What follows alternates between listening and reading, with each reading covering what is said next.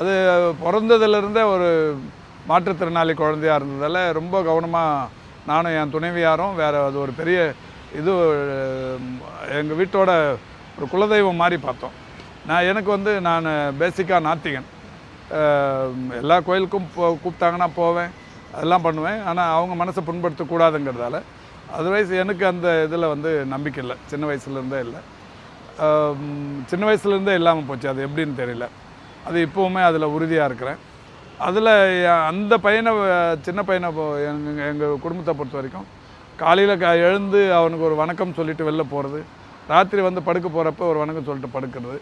அவனுமே பேச வராது, அப்பா அம்மான்னு கூப்பிடுவான். அந்த வணக்கம் சொல்லும்போது ஒரு விஷ் பண்ணுறது அது மட்டும் பண்ணுவான்.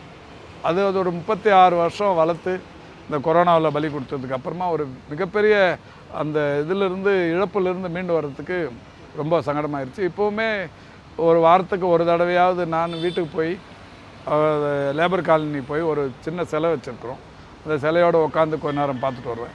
எங்கள் வீட்டில் ஒரு 2-3 தடவையாவது வாரத்துக்கு ஒரு நாளைக்கு